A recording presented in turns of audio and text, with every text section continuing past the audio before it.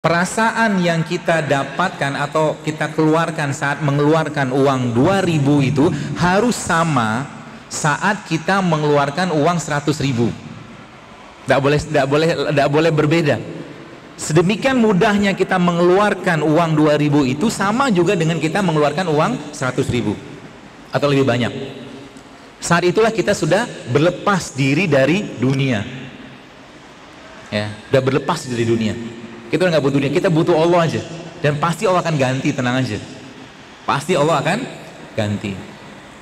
Pernah juga suatu hari ini saya bicara supaya Bapak Ibu mudah-mudahan terinspirasi ya, tidak ada maksud ujub atau apapun. Saya pernah suatu hari pengen beli jam. Jam itu cukup mahal harganya untuk saya. Tapi saya ngerti ya, namanya Allah begitu mudah kalau mau kasih kan. Jam itu saya lihat di sebuah mall, saya bilang sama Allah, ya Allah tolong murahkan jam ini untuk saya.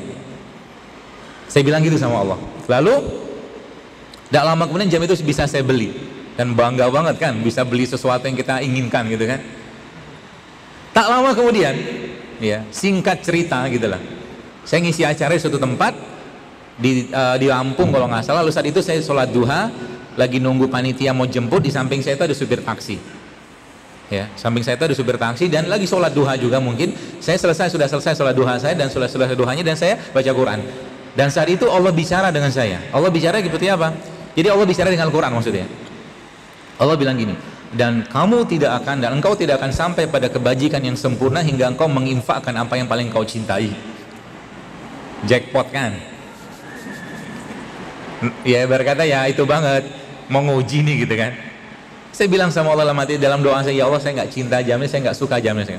Ya sudah saya bilang, saya kasih jam, saya buka jam itu saya buka benar-benar. Ya, saya kasih dia, sama saya ambil uang di ATM, cukuplah untuk dia mungkin hidup berapa hari gitu kan. Ya, dia nggak tahu itu jam cukup mahal. Ya. Dan itu saya kerjakan berkali-kali. Supaya apa? Jangan pernah ada dunia di sini. Di hati kita jangan pernah ada dunia. Ya, jadi kalau kencelengan sekarang lagi lewat, jangan yang paling rendah nilainya yang Anda masukin. Paling gede sekalian. Termasuk banyak orang yang lupa, banyak orang yang belum tahu. Salah satu yang saya sangat suka adalah ngasih makan atau traktir makan orang. Makanan kalau kita makan, ya ini kan poin kedua nih sedekah. Makanan yang kita makan dulu sekalian akan masuk ke badan kita dan sebagian akan menjadi daging, otot, darah kan gitu. Sebagian dikeluarkan jadi kotoran. Jadi ketika Anda memberikan makan ke seseorang, ya, maka makanan tadi akan menjadi bagian dari badannya. Pasca atau saat setelah Anda ngasih makan tadi ke dia, maka itu akan jadi argonya Anda dalam badannya dia. Paham maksudnya ya?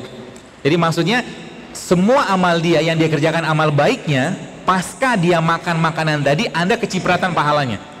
Maka jangan pernah mau ditraktir. Apalagi Anda mentraktir orang soleh. Jangan pernah mau.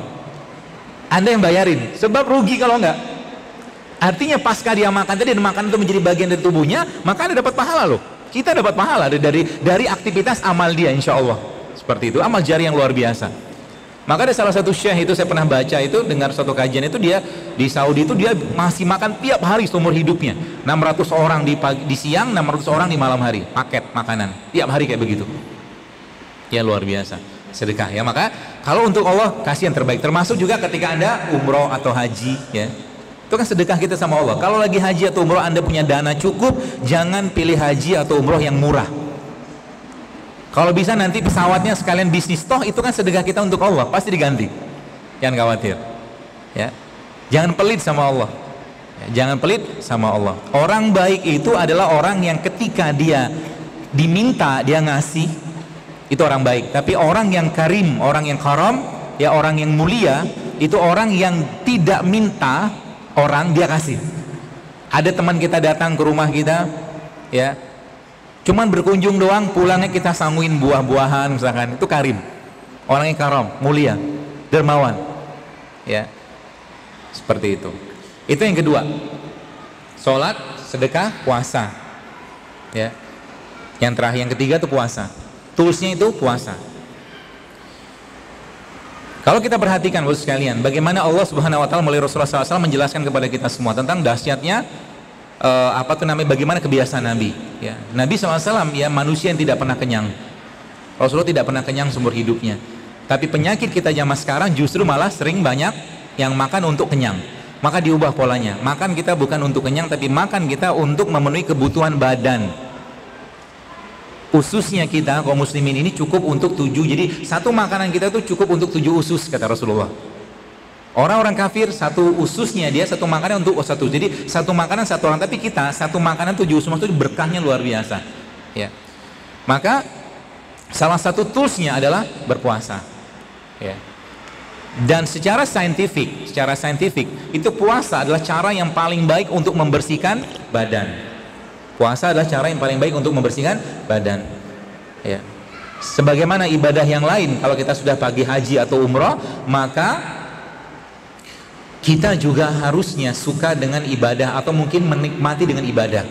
Kalau kolbu kita sudah terasah, maka kita akan menikmati ibadah. Kita akan lebih menikmati ibadah itu daripada makanan yang sehat, ya. Maksudnya begini, kalau Anda atau mungkin kita disajikan makanan, ya, satu piring makanan yang sehat, kita suka banget dengan makanan tadi. Nanti kalau kita sudah terbiasa dengan menjaga kolbu, kan kolbu makannya tidak banyak makan dan lebih banyak berpuasa itu lebih baik untuk kolbu, maka satu piring yang isinya sabar, ikhlas, tawadu, pemaaf, jujur, kasih sayang, jauh kita lebih butuhkan dan kita inginkan daripada satu piring makanan sehat sedunia. Itu maksudnya, ya.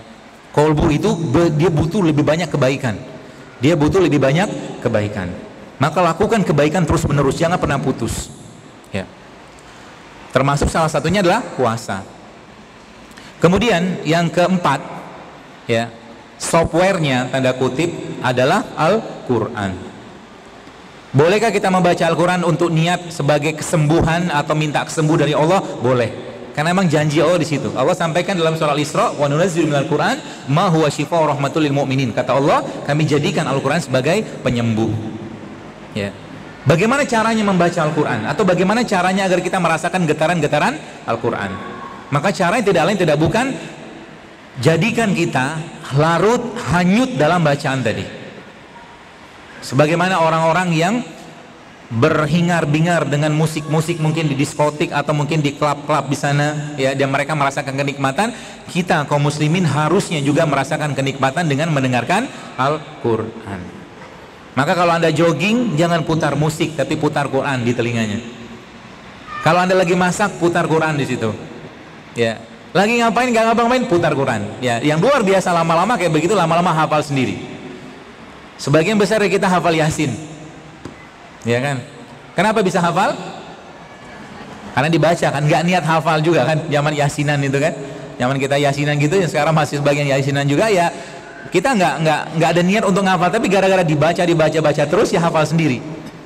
Dan Al-Quran itu obat yang paling baik untuk masalah yang ada di kolbu dan masalah fisik. Apa dalilnya? Apa dasarnya?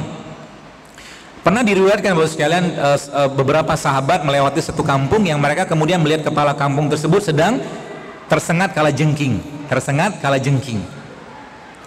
Lalu akhirnya mereka, orang-orang dusun itu meminta bantuan kepada para sahabat tadi, dan apa yang mereka kerjakan? Yang mereka kerjakan saat itu mereka meruqyahnya, membacakan di tempat yang sakit tadi dengan bacaan yang sederhana tapi luar biasa efeknya, yaitu Al-Fatihah. Kenapa bisa kayak begitu? Karena mereka yakin. Maka Al-Quran itu harus kita jadikan sebagai penyembuh. Bagaimana caranya? Baca Quran lebih banyak, minta sama Allah. Satu juz belum selesai atau belum dapatkan vibrasinya, tambah lagi 2 juz, tambah lagi 3 juz, sampai akhirnya apa? Sampai saat itu akhirnya air mata kita berlinangan dan kita tersungkur, bersujud, menangis kepada Allah. Dan saat itu kita merasa, ya Allah, kalau engkau ridho, ya, kalau engkau ridho dengan penyakit, dan dengan penyakit yang kau gugurkan dosa-dosaku, maka ya Allah berikan aku ridho lebih banyak lagi untuk menjalani sakit ini. Tapi kalau memang waktunya sembuh, maka ya Allah sembuhkan aku dengan Al-Quran ini. Bisa kayak begitu? Bisa.